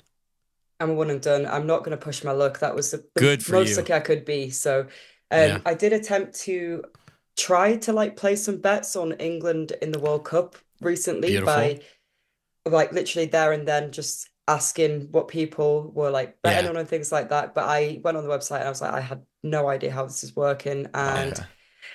just didn't do it. So You yeah, didn't. that was- Okay, so well, it didn't come home. It so didn't, yeah. Yeah. But I bet on So- England. I thought it was coming home. I thought it was coming home. Yeah. Mhm. We all thought it was coming We home. were but it's watching it okay. at Sound of Fury. Yeah. It was on in the Nice. back. Everyone was watching, yeah. So you're up 1,000 lifetime, Lifetime. Yeah. which is you're killing. You're Trust Yeah. me. killing. Keep it up. You're doing good. So we mentioned reality TV earlier. Did your love for reality TV come from being in a children's game show when you were young? I'm not sure if my love for reality TV show, but I think maybe that was started off my want to be like center of attention, like on things. Like when I was a kid, I would always want to be in all like the plays and the musicals and like dances and things like that. And I don't Same. even know. I literally had Shocking. no idea how Cartoon Net, because it was a Cartoon Network program, and I have no idea why they came to my primary school in Kirksall in Leeds to interview kids to be on this show. I didn't apply for it. They were just going around schools and They're looking I- for real fucking kids real with fucking kids. like real experience, you know? Yes. Rugged, raw. Yeah, you were beating ass at the time. Riding tanks. Yeah, leather jacket. Yeah. Yeah. Yeah.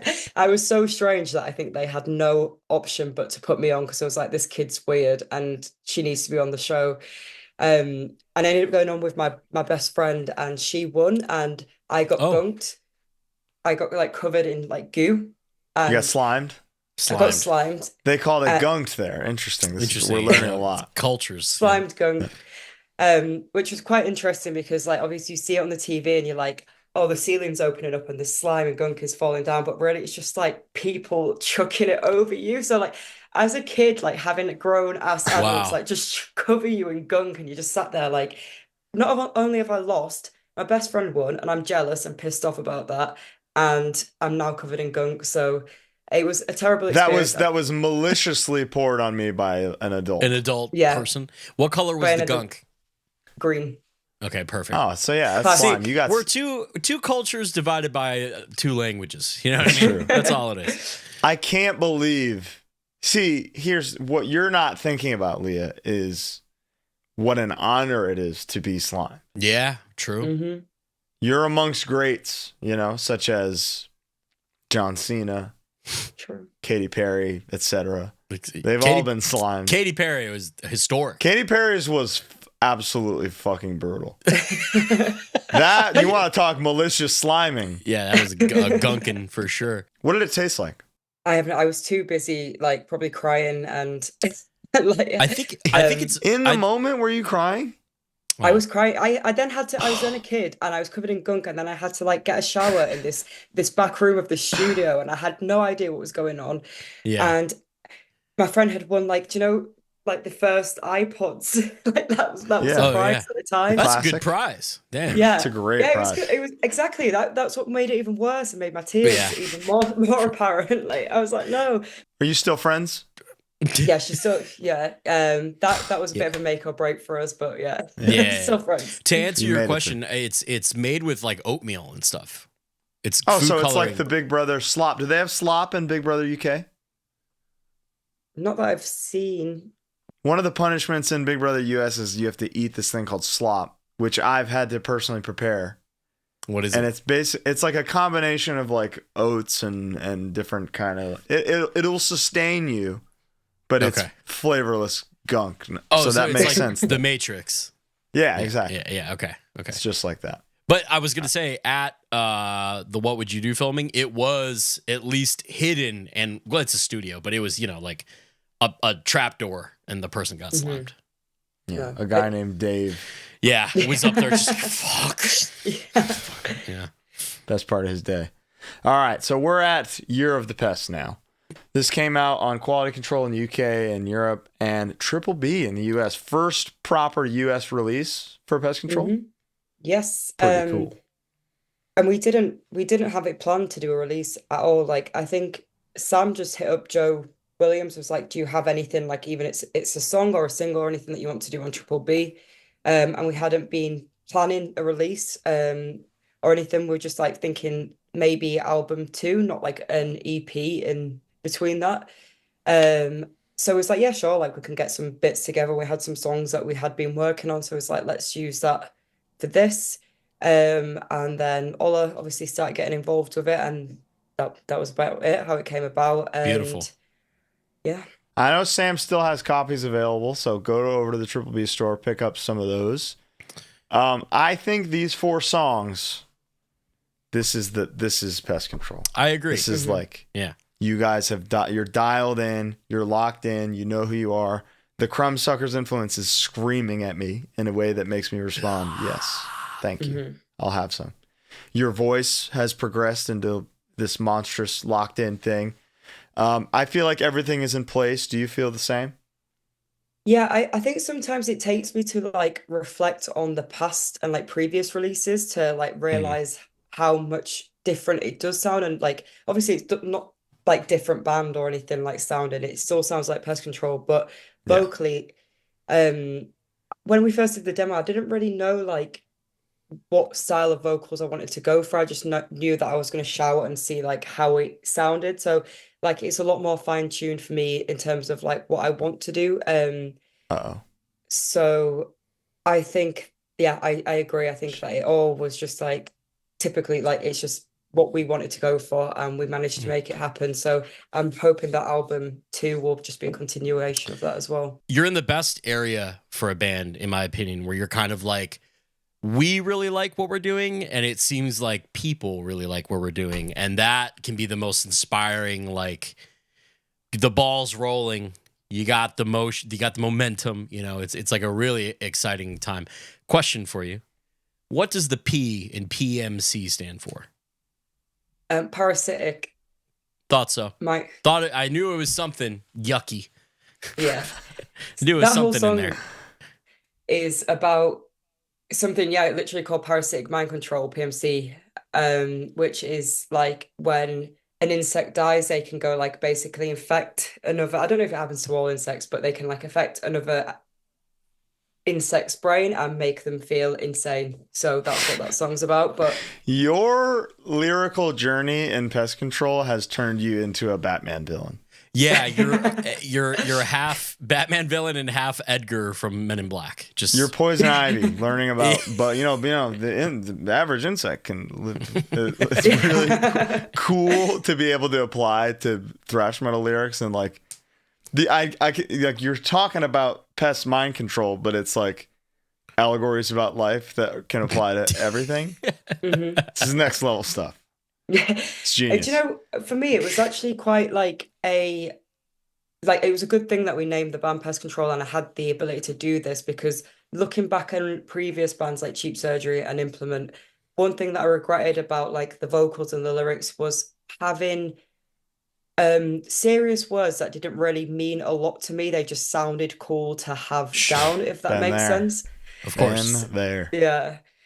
So like lots about like, you know, like sinning and things like that. And it was just like words that just sounded like good to write down and to like scream or whatever. So for this, it was really interesting to go from like the opposite perspective of writing about things that are more serious, but the lyrics sound really like jokey and silly, but they're about like quite serious topics, really. So the dynamic of switching between those really helped me when it came to like getting out of what I didn't like about my previous bands that I'd done. Gotcha. Yeah. So yeah, I love it. You're killing it. I mean, your voice has come into its own. Your lyrics have come into its own. The band has come into its own. These are your hardest songs yet, I would say, too. Which I think should always, for any like anything metallic. Yeah. The goal should be to get harder. You know, no pun intended. The harder you get, then like the more extreme you get. Yeah. The more people will follow and be like, damn, they're not just out here for like commercial gain or something. It's the Pantera, grown. The Pantera exactly. blueprint.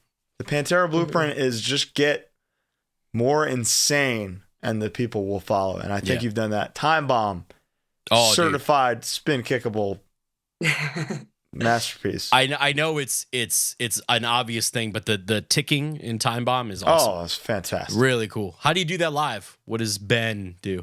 I'm not too sure. I count it. Yeah, hold up a clock. I literally have no idea what he does live. I don't really pay attention to anything other than what you're what in your I'm own doing. bug world. You're bugging out. Yeah. Oh, you say that. You say that in a lyric, don't you? I'm bugging out. Yeah. So everything's that bugged. Actually came on the back of, I don't know if it's a sample or it's a bit of audio before a Warzone song where they're like, I can't take it, I'm bugging out, like that. And it's like, so that got brought up and I was like, imagine having that as a chorus, but you're in a band called Pest Control, like that. You can't beat that. And that's like one of the funnest songs that I really like doing Bugging Out for that reason, because it's just so stupid. It's fun and catchy and I love it. I look forward to whatever pest bug things you continue to come up with. They're fun for me every time. Arachnophobic nosebleed. There's all kinds of stuff. Do you like bugs, Leah? Is that like a thing? Are you a bug person? No, I absolutely don't. Literally with the song PMC, I was on YouTube looking at videos on how it all works to writing down research. I'm gonna get sick. I'm gonna be sick. Yeah. I don't like anything like that, rodents, fleas, bugs, anything like that I cannot stand. So that's PTSD for you. Yeah. Totally. So it's it's really funny giving it the big guns on stage, about eradicating the pest and doing this, and then a spider walks in front of me and I'm like, holy fucking shit, I'm terrified. Well, you want to eradicate it, so that's real shit. You being scared of the spider shows that you got to get rid of them. Yeah. True. I didn't think pests were a big problem in the UK for some reason. Are you kidding, dude?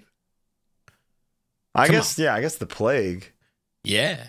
I mean, that was the fleas. So yeah, you're right to be scared of the fleas. It wasn't the rats. Blame the fleas. It was the fleas on the rats. Yeah, but justice for the rats, man. They were just trying to get by, and then these fleas ruined the fucking world. A third. Rats can cook, and we're giving them all this shit. You know. I had a pet rat. I'm pro rat. I'm rats. Pro rat, man. Leah? No, I cannot. I worked in a pet shop one time and I had to deal with rats, and it was the most terrifying experience of my life. Pet even rats? the friendly ones. Yeah. Even the. Oh, they're so nice. Trust me, when you guys tour next, when you go to Paris, there's a restaurant I'm going to send you to. Okay. And you're going to have an incredible meal, and you're going to thank me later. Tell me about this tour you got with Harm's Way tour coming up. Are you excited for that? Yeah, I'm really fucking excited. Huge. It's huge, and it's like the ideal kind of tour that I would want for Pest Control to do, because we've done like, outside of doing like tours with bands like our friends like Facine and High Vis and things like that, like the longest tour we did was the 3 week UK run that we did with Obituary. Right. So Jesus. so that I can't even. How we was do it that? North What are you just gonna Day? breeze past that? How was that? yeah, it was great. I was speaking to Ben, our drummer, about it earlier. I was like the Obituary tour to me was a bit of a blur because it was 3 weeks in the UK, and the UK is not a massive place. So it Mhm. was we shared a bus with Obituary, and it was like we was doing overnight drives, but the drives were only ever like 3-4 hours, and then you're just outside the venue for like the foreseeable until you go again. And that was my first experience in like a bunk or staying anywhere or like sharing that intensive space with like another band, and Yeah. obviously they're all their crew. But What it are was they like like to share a bus with? Are they awesome? they Where do are they fit all awesome. the hair? They stayed up way later than me. I didn't get to see like as much as like the party side and then being out and about, because I was always like straight in my bunk, going to EP? bed. Yeah. Yeah, I was working a lot because I work remotely, so I was working and Oh trying to wow. tour and doing everything. So I was just feeling quite burnt out during that run. And then my brain, so like literally what Time Bomb is about, my brain can't do anything or like focus on just like enjoying something if I know I'm waiting around for something to happen, if that makes sense. So Hmm. like being at the venue from like literally being packed outside a venue from 6 a.m., waking up there and not moving and just waiting to sound check and everything like that, it sends my brain into like overdrive. And I just spend my days on like waiting mode, which I think then leads me to end up feeling a bit more burnt out on tours Yeah. because my brain's so like I'm the same. um I've never related to anything more. I'm the same way. I barely slept last night because I knew this was the first thing I had to do today. Sure. yes, So yeah. if I seem insane, it's because of Time Bomb It's by your Pest fault. Control. Yeah. You know That's what? why. And the worst of that is when you are playing a fest and you play at like 7, but you're there Oh. at noon. You're there at 10 a.m. sometimes. Yeah. You want to know what's interesting, Colin? I just looked it up. All of the UK, like put together, is about the same size as Oregon. So imagine touring Oregon for 3 weeks. It's just like, I would have the best time. yeah, but dude, I would know every Taco Bell in the state. I'd be like, that one's good. You want to stay away from the beans at that one. what was the smallest city you played on that 3 week UK tour? Probably, I don't know. I'm not that like great at geography, but I think it was Stoke, which was really funny. Like Stoke in general is not a nice place to be, and Is this Stoke on Trent? Stoke-on-Trent, yeah. They gotta Um, leave Trent alone. What did Trent do where he's constantly getting fucking No, they're stoked stoked on them, dude. yeah. on? Oh, okay. Okay, good. Trent! I've played We- there. I think we No were memory like of it. trying to look up like a cafe to go eat breakfast or like somewhere nice to eat, and the highest rated place was the Tesco cafe. Yeah, Like, see, dude, that's rough. And then you're there. The overnight drive was nothing, so you're there all day. They yeah, got Greg's there? they did have Greg's, yeah. Okay, So you're well, you're fine. fine. You're fine. But that was the last day of the tour. So it was like, oh, you like just finished this 3 week run, but now I'm in Stoke and there's absolutely nothing to do and I'm bored out of my brain. And it's like a Sunday night or like maybe a Monday night. I can't remember what it ended. And I have to go eat my lunch at Tesco cafe because it's the highest rated food place. So Our one Stoke listener is like, oh no, that Tesco Cafe is That's just fucking quite, it's massive. quite good. That's Um, small Tesco. So I think we're sharing a bus on this tour coming up. I think that's how it's working. I think it's us and us and Basement are on one bus. Oh, Because- okay. I think, I don't know. It could change. You I guys could are be gonna talking be about best friends. Mhm. You guys partiers? You stay up late? I know you don't, but how about the lads? Not really. Like I Beautiful. probably like I party, but not on tour. Like I never really go out late or stay out. Like I'll drink and like have a drink and be around, but I won't be like I'm going out until like 2, 3 a.m. and then coming back. I'm going to be on the bus and feel Do you do terrible. that at home? Yes, I do that at home. Not that Because often. the pub is like, that's It's- culture. Is like, That is well, I've culture. done my work. I've eaten my roast. I've got to hit the pub. Yeah, that's how I spend every single day. I'm like, done my work, had my roast, go to the Yeah, pub. honest question, because I truly don't know how often does the average Brit go to the pub I would say like on probably average? once a week. I would say the What- average. oh, okay. person. Oh, that's not Yeah. bad at Nothing. all. That's nothing. No, That's like not bad. well, we're in a cost of living crisis. People just can't afford to go to the pub any more than that. That's So, fucked up. um, They need and- an AMC Stubbs type subscription for the pub. Yeah, that is called mass alcoholism. Well, I And think they are already dealing with that. Well, So maybe this cost of living crisis has one great perk. Wow. Anyway, Yeah, do you eat at the pub a lot, or do you eat at home generally? I don't really go. I won't say that I go to the pub that often. Like in summer, maybe a bit more because it's just like Sure. even if people don't drink in the UK, like you could be out with people who are like straight edge, but Yeah. they'll go to the pub because it's like the place where everyone meets up. And Yeah, Colin And I then have they been to break plenty. edge in a couple of years. Like Yeah. everybody in the UK that I know. yes, yeah, very It's great. true. Do you have a favorite tour that Pest Control has done yet? I would say the high vis one that we did because Oh, that I think that came up just after the obituary run. I think it was either before or after, but I'm pretty sure that it was after. But it was just nice to we'd done quite a few like metal things in the Yeah. like recent years. So we did like a short run with like Creator, Municipal Waste. Um, Jesus Christ. we did some like metal fest. So it was just nice to like, because High Vis are another band who've like come from hardcore. They're all like Oh, involved yeah. in the hardcore, but they don't play Oh, yeah. hardcore anymore. So even though we're playing crossover thrash, High Vis are playing like post-punk almost with like other like influences in there. And it's like, well, but we all come from the same scene. So like people who maybe were like High Vis fans, but not into hardcore would probably be like, why is this band playing with High Vis? Like it makes no sense. But to the people who got it, it just made loads of Right sense. here, But it makes sense. well, that's what we say all the time. That's the beauty of this genre of music, is that exactly what you just described can happen. And I mean, the tour we're about to do, it's the same thing. yeah, for sure. Yeah. It's very much the same thing, even though it's going to be probably it's going to be the biggest Euro tour we ever do, Right. you know, for sure. Did you So- get on with Martin from High Vis? Well, With who, sorry? Martin McNamara from Oh, High yes, Vis? yeah, Marty, yeah.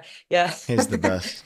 Yeah, they all like one of the things that was so nice about that tour, like not even it being about us, was just so great to see how well they were doing. Like we played the first show in Belgium, I think, and like I fully went into it thinking that it would be like maybe like 200 capacity venues, kind of DIY shows. Like Right, I didn't realize the scale that High Vis had grown in Europe at that time. So like going out, and I think the first venue was like 1,500 capacity, and it was sold out, and it was packed, and it was like Holy massive fuck. stage, catering, like amazing food, like, and I just Wow. didn't expect that going into it. Like I just thought that it was just going to be like standard kind of like hardcore Yeah. punk run. So yeah, it's just really nice. We got along with them guys really well. We had like one of our best friends, Baron, driving us, so he came along to it, and it was great. But then I got COVID at the end of it, so that was yeah. High Comes for Vis. us all. I just missed that High Vis tour that was here like by a couple days every week. They crisscross with our tour the whole time. You guys were on the same tour at the same time. They were in Chicago 2 days after us, LA the same night as us, like the whole fucking Perfect. time. But I love that record. I love Yeah. that band. Yeah, me too. Let me ask you a question. How many people named Sam do you know? How many people named Sam? Name them. Think of them. Sam Laycock. One. One. I'm gonna have like all the Sams in my life now are gonna be like Leah. Oh, Are you what the fucking fuck, you forgot joking? about The reason us? I ask is because you mentioned someone named Baron, and I was like, I've never met anyone in my life named Baron, but every British guy I've ever met in I know my one entire Baron. He's a life. huge piece of shit. Jesus. I was just going to say, every British guy I've ever met in my life is named Sam. All of them. Every single one. Even Graham from High Vis, his name is Sam. It's unbelievable. True. Actually, if you think about it like that, yeah, I can I can get on board with the everyone being called Sam. Our friend Baron is actually called Tony, like Anthony. So I'm not too sure why he gets called Ah, Baron, but I don't know where he's that the if that's like Baron. a common. He's the He is Baron, Baron. It's a Yes. great name. You said you you didn't know what to expect with that high vis tour, and it ended up being this huge, amazing thing. What are the expectations and plans for Pest Control? You said you've been going with the flow, and I think that the longer you do that, the more successful you will be. Is like to just never get ahead of yourself and always just be like, we just rock, Yeah. and we've got to kill these pests, Yes. and then we're good to go. I Is think that the plan? yeah, the plan. I think the plan this year has to be like a bit more structured because, as I said, we do have like a busy year coming up. Like, the Not Lose tour goes straight into another huge like five and a bit week tour. Like we've got Holy 2 week shit. break and then we're straight doing that, and it's not in the UK or Europe, so it's going to be different time zones and Oh, everything like that. So I see. yes, so I'm feeling a bit like apprehensive because I don't know what it's going to be like, and obviously the first experience of going out of Europe and the UK is a long ass time Right. to be going for as well. But I'm just going to take it as it comes, and 5 yeah. weeks of Five- incredible chicken Caesar salads. So don't you worry. 5 true. weeks in a place. I can only imagine where you could tour for 5 weeks, but South America, you're finally coming to Brazil, baby. one thing I can assure you is the 5 weeks in a place that I can't imagine that you'll spend, you'll have just the greatest food, amenities, And you've got us for whatever availability, references. recommendations you need. Yes. We've both been to Brazil, so we know what to expect. Let's get into some of the kind of like stock HardLore questions here, and you can take your time with this one. That's a big question. What are your 4 favorite hardcore records of all time? I would definitely say Life of Dreams, Crumbsuckers. Are we casting a Crumbsuckers as crossover, or can we just say like Crossover hardcore? is hardcore and It's thrash metal. So 100%. Yeah. 100%. Yeah, Life of Dreams, Whole World, Ice Grills, probably one of my favorites. cool. They just played their 15-year, 20-year. Yeah. 20-year of that record. I had no idea. Like that record's got 2 names, and I have no idea why. Like it's No Omega, but then also Ice Grills. No Omega was a compilation LP that had it was like a collection of everything You're right. Oh, okay, that makes pre sense. the first LP. Okay, because when I look at those songs, that's the most songs from it. So when on Spotify, they don't have Ice Grills, but it's got the artwork from it. So anyway, Yeah. so 2, Doing great. Marauder, Master Killer, classic. Yeah. Master And- Kill Leah. I saw that Master and Kill immediately Leah. was like, nah, she's cool.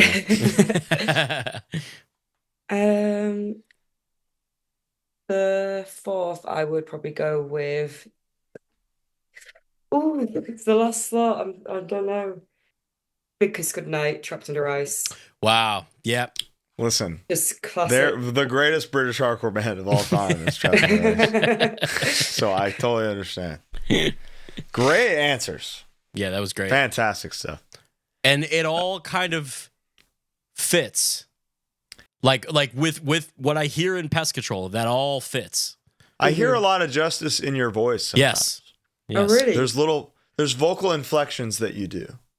And even cadences. Yeah. It's cool. I mean that completely complimentary. Yeah, totally. Yeah, I'll take it. So the UK, pretty scary place in terms of supernatural history. You know, a lot of old stuff, a lot of death. Shakespeare, Hamlet, Jack the Ripper. Jack, who we think was multiple guys. We have our own theory about it. But have you, or do you believe in the existence of ghosts? Yes, and I have had experiences that I feel like have made me more believe in ghosts. Can you Tell share? me. Talk to me. Yeah, can talk you share? To me. Talk to Bo. Don't talk to Bo. Talk to me. Tell me all about it. Talk to Colin. So I live in Kirksall, where there is a big abbey from Henry VIII, Kirksall Abbey, and there's lots of ghost stories around like the Kirksall Abbey in general. And my friend lived in a house like opposite there. Now, so for the listeners at home and for one of the hosts of the show, what is an abbey? It's not a big gal. An abbey is like, I don't know, it's just where monks kind of went to hang out, and I don't Just really chill, know, like, chill, it's relaxing just a place. It's like seminary, a monastery. It's Oh, yeah, okay, yeah. Abbey. I don't think I've touched on anything to do with like abbeys or that side of history since being in like high school, so that my knowledge of that is so like I got you. Don't worry about it. So she lived in some houses opposite there that had been there for a long time because they were built around the same time, and we were sat in the living room, and we'd already thought that there was something kind of strange about the house that she was in. There was a basement, which is straight away, you don't want a dark basement near the abbey. Terrible. And we already felt like we were both like young, and we already felt like there was something strange about this house. So we used to do little tests, and one of them, one time we had a fork that we were using for our lunch at the time, and we put it in the middle of the room. And we put it in the middle of the room, and then went downstairs and was like, if anything, if there's anyone here, then move this fork. Went downstairs, like did whatever, came back up, and I shit you not, the fork was under the bed, like fully under the bed, and no one else was in the house apart from us two. And she was with me the whole time, so I know that it wasn't her and it wasn't me. I believe and you. Well, a question for you. Irrefutable proof, Bo. There's no question you can ask. Had that fork ever been used to consume food? Yes. Okay. What does that have to do with anything? Yeah. A rat grabbed it and dragged it under the bed to fucking There's no lick rats it in the UK. We've talked about that. They're in Paris cooking meals. Okay. That's great. So the fork moved. Did you run and scream for your life, or did you conduct more tests? What was the moment of finding it under the bed? The moment of finding it was just like, I don't think we fully believed what had happened. So we just kind of like stayed downstairs for most of the night, and then just kind of forgot about it. I didn't sleep a wink that night. I was staying over at my friend's house, and I was like laid like this, thinking, oh my God, this is the end for me. This is it. But it was that, funnily enough, that wasn't the moment that made us run and scream out of that house. There was another moment in this house that made us run and scream out of the house. So it's a terraced house in the UK. So you've got a house either side and a house at the back. And the stairs are always the same. They're usually like 3 floors, and it stairs all the way up to the top room. And that's a lot of like how a lot of the layout is in the UK and in Leeds. And you can never be sure where you're hearing sounds from, basically. Like people running up and down the stairs. So we were sat in the living room at one point, and from the top room, which is where the fork incident happened, so that's important to remember as well. So from the top room, it sounded instantly like someone absolutely just like running down the stairs, and you're having that moment of being like, it sounds like someone is running down the stairs, but I know this is probably either house or whatever. Yeah. But at the bottom of the stairs is a door, and that just absolutely pushed open, and the running stopped. So it did sound like someone running down, like kicking the door down. And I screamed, ran through the scary basement, and then refused to go back in that house. And I was like, I'm done there. And that was it. That was it. It's Unless hard. it was like daytime and like all my friends' family was in at the same time. But when you're just two like younger girls and you're sat there, you're like, not a chance am I spending any time. I'm not going. I'm not a younger girl. I'm not going in there. I'm with you. I'll go in there. Now, was there now to play devil's advocate here? I have a very fat cat, huge. When she walks down the stairs, I'm positive it's human until she turns the corner. And these are they? No, they're not carpeted, but yeah, you can hear her coming down. It is insane. Yeah, she's. That's a whole other thing. So is there a cat in the building? Who knows how to open doors? No, no cat, big no animal, cat. no nothing at all. Just I believe you. terrified I'm with me. you. All right, it's haunted. It goes surreal. This abbey needs to go. We need to get rid of it. Listen, it would make sense out of all the places on Earth for the UK to be among the most, so much amongst conquering the most haunted and strife, tea spilled. What do you think about Jack the Ripper, Leah? You have any opinions on that fella? No strong Are you opinions against other than what he him did? being like, yeah. I am fully. I would like to make it apparent on HardLore right now. I am against Jack the Ripper. Question: do you think Jack was multiple people or one guy? One guy. One guy. You think one guy was he's just on a tear? Yeah, because it was like it happened right before like there was like CCTV or anything like that. Yeah, way before. Way before, and I just feel like anything like that, like I feel like there's so many people who got away with so much in that era, and they could just go around. We agree, and that's why. Yeah. When we were doing our own research, we were there. kind of feel like it's multiple guys. Oh, I probably not as well researched on it as you guys are. I just kind of like, it's obviously something that people talk about. I've seen like the odd like Channel 4 documentary on it. Yeah, of course. But nothing like in depth about Jack the Ripper. If you look up the separate crimes and methodology, each one was a little different. Yeah, there's a lost haunt lore episode of Colin and I investigating Jack the Ripper. That maybe someday it'll come. Maybe someday. But there's also a theory that Jack left the UK and came to Chicago, and is H.H. Holmes is literally the same guy, because the time frame lines up and the murder house lines up and all this shit. It's interesting. It's interesting. So go surreal, and we believe them. That's a fact. Yes. Even Bo. Yep. So touring in the UK versus the mainland. How do you find those experiences differ, and how do you find the culinary differences differ? Differ, like the UK, I get bored in a lot easier because, as you know, the places, a lot of the places that you go to play in the UK are going to be like shopping towns. Like there's not much to see or do. Like it's just like shops and cafes, which but then you can go to like Venice and see like all the canals on it. So it's like, true, you know, like a lot more to see. So because I've lived in the same place and obviously not moved out or not even been away from the UK for like a duration of my life, like I prefer just the options to see and do and experience more cool new stuff in Europe, because the option there for like, even when I was like bored as hell, like on the last day of that obituary tour, I was like, there's a water park like 20-minute Uber ride away. I can go to this indoor water slide. And I was like, do I really want to go to like a water park in Stoke just because I'm bored? Like I was like, I don't want to do that, but I'm so talk about haunted. It's fucking brutal there.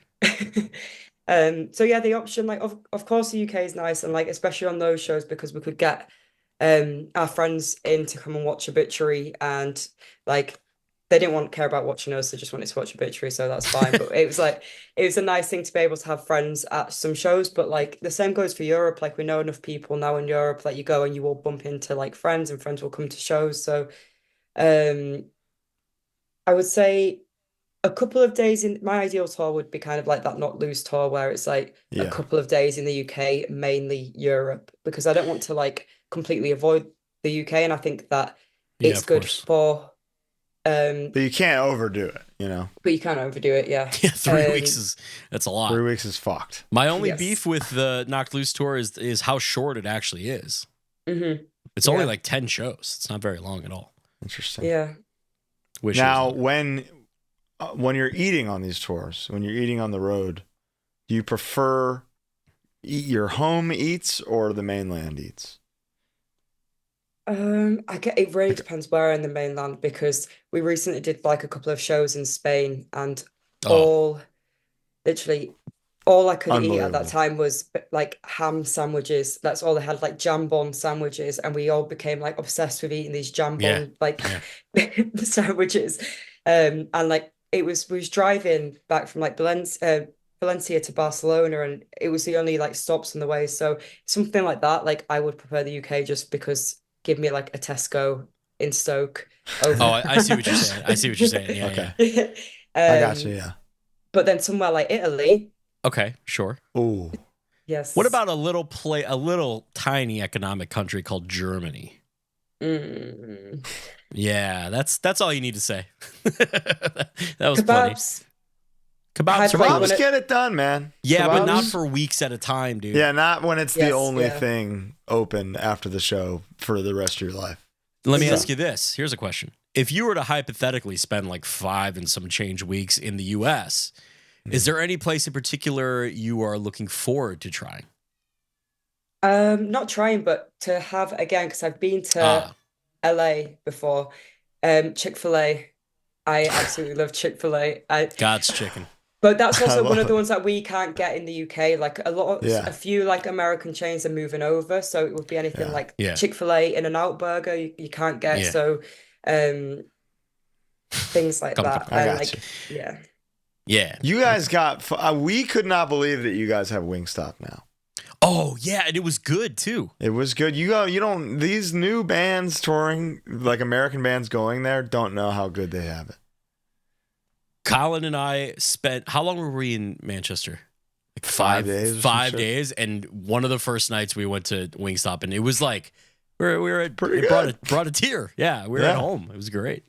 I've Can't never had believe it. I'm yet to try it, but I got instantly put off of it because I saw like something get shared online where some guy somewhere in the UK was working at a Wingstop and he was making the food, but he had no shoes and socks on. Well, So Wow. I don't that know may how have that been the differs one in to Manchester. US. I'm not gonna lie. Yeah, maybe. Well, you Um, guys have different rules and regulations than us. You know, we get to I put don't all the think- fat fuck Oh yeah. Yeah, bullshit. stuff in ours that makes you huge and It it's makes delicious. you addicted, which keeps the money coming in, which means You guys, they have the shoe thing, and that's fine. We'll Yeah. get there. We'll do the What shoe is thing, what that's is fine. Pest Control's #1 fast food of choice? anywhere in the world. As a Just unit. where would you guys like to stop? It's gonna have to be like where we actually do stop often, like most times, and it's gonna be McDonald's. Yeah. That makes sense over there because Over there, it's like you don't have Taco Bell. You it'll don't really have save your life. You don't have Yeah. Chipotle everywhere. You know. Yeah, very true. Well, That's a good answer. mostly like admittedly like on the way to places where like meal deal like supermarket kind of people will get like food for the van and stuff. But if we're finished the show, it's usually almost always heading to McDonald's and That's Yeah. all. Then That's feeling horrible all through the night and in the morning after. But That's really that interesting. itis. Need that itis. The last time we were in Europe, this most recent time, tour manager extraordinaire Nikki Kilroy from Leeds, actually, she had us go to like Aldi and stuff often to get groceries. We'd never done that before in Europe, Mhm. but she was Game very much changer like, or what? kind of. It was nice to just like have my stuff, but it's like it was summer. Shit gets Yeah. hot. You know what Yeah, I mean? exactly. Like, it's not. Yeah. I don't like want that this great. fucking bread right now. Yeah, please. exactly.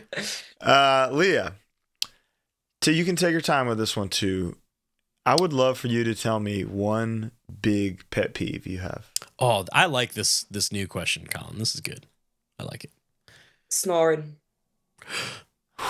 Okay, Leah, here's the thing. If we share a bus, you and I, me and Casey, our bass player, are going to be just complete opposite ends. We'll just make sure that Okay. happens, and then you'll be fine. Harm's Way is a symphonic collection of songs. It's Pest Control is- tyrannical. This Oh, is what, really? This is what. So we have constructed in Pest Control a snore zone and a no snore zone. So we I love split Gotta up. do it. Yeah, and there's Yeah. people in the snore zone that are unhappy that they're in the snore zone, but then they're like, where else are you gonna go? Because you can't go in the no snore zone. No, Yeah. no, it doesn't work. That's how it is with us Um, too.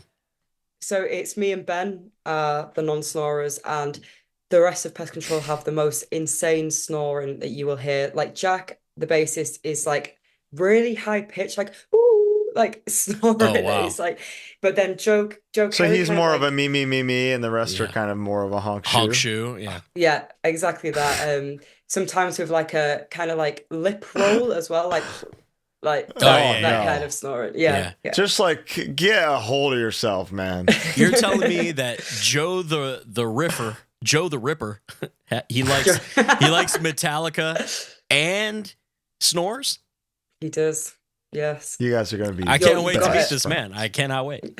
best friends. Wow. Great answer. You really good delivered answer. there. And I'm sorry. One last question before we get to the closing remarks here. The question we ask is, who do you do? And it's Great. about, while you're on stage performing, the kind of the musicians that you consciously or subconsciously emulate and take with you, even if it's just their moves or their rhythms or their patterns or something. Who are the few people that you found yourself being like, oh, I'm kind of a combination of these people? Yeah.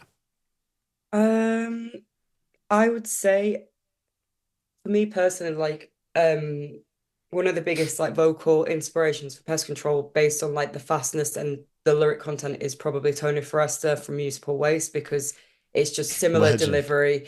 I love that band. I love that they don't take themselves too seriously, or they seem that way on stage, and that's how it comes across. So that's something that I also like to get through. Have you met Tony? Yeah, we played. They were like on a run, a bigger tour run, and they wanted to do like a kind of DIY show Yeah. in Bristol. So they did a show and we played that, and then Tony Forrester actually helped get us on that Creator Musical Waste run. So he was like making it happen Right. behind the scenes. Of So course. He's fucking yeah. incredible. He's the man. yeah, Always been cool. Forever. yeah. So I love that answer. Yeah, good answer. So yeah, I can't say anybody else apart from him really, because when it came around to like, okay, we're gonna do like a crossover thrash band, like who am I gonna listen to the most to inspire me to do this? It's gonna be like lyrically and delivery wise, it's gonna be Musical Waste, because why would it not be? I love it. I love that answer. What about like stage presence? You think you see yourself doing Tony as well? Stage presence for me, like I don't really have anyone that I like. I know it's boring and it's not the answer, but No. really, when I'm on stage, like I don't have anyone who I look at and I'm like, because I think the most interesting thing about people being vocalists, and especially vocalists recently, is like people are becoming more characters than Yeah. maybe like obviously there's like a whole load of characters from vocalists, but like in hardcore now it seems like a lot of front people are really putting that effort into like make their own movements and whatever within hardcore. So Yeah. it's not that I'd ever want to take that away from someone or do it. So when I'm on stage, it's more so I just like to think, when I was like in school and I was doing these plays and I wanted to be like center of attention as a kid, like do it for that girl there and like forget all my adult anxieties, really. Like forget like I'm a grown-ass woman now and I'm more shy and I'm probably a bit more reserved than I was when I'm a carefree kid. And I just kind of like, yeah, basically try to channel that and remember that. Yeah. And that's just try to do her justice. I love that. That's a great answer. That's a great answer. Anybody can play a show, but not everybody can perform. And Mhm. that's what makes the difference of like, yeah, I'm going to go see this band, or seeing that band and going, I got to see them again. Yeah. Mhm, Or for sure. I got to do that. Is Mhm. giving them something, a little something that somebody else isn't doing. It's beautiful. So fantastic answer all around. Well done. Leah, this was such a treat, such a pleasure to have you. Had such a great time. I know the listeners are going to love this one. Are there any kind of closing remarks you would like to leave the HardLore world with? HardLore world. Anyone in the UK who only goes to shows that American bands come over and play, go to local shows, do what you can to support your scene, and you see it working. When people put the time and effort into their scene in the UK, it grows and it grows, and it's important that happens. So do that, and that's all I've got to say. Beautiful. Beautiful. Another fantastic answer. She don't miss. Listen to Pest Control. Year of the Pest is out now via Quality Control and Triple B. So you can get it literally anywhere. They're going to be on tour soon for so many weeks in so many places. Yes. And you're going to need to see them. Trust me. This band rocks. We are pleased to have them on. Leah, thank you so much for coming on. Thank you. We're so happy for your success, and we are invested in the future, and we hope nothing but the best. Thank you, guys. Thank you for having me. It's been a pleasure. Of course. Absolutely. Anytime. Thank Yep. you, Leah, for being here. Thank you all for watching and listening. We will see you next week. Yep. Bye. Bye.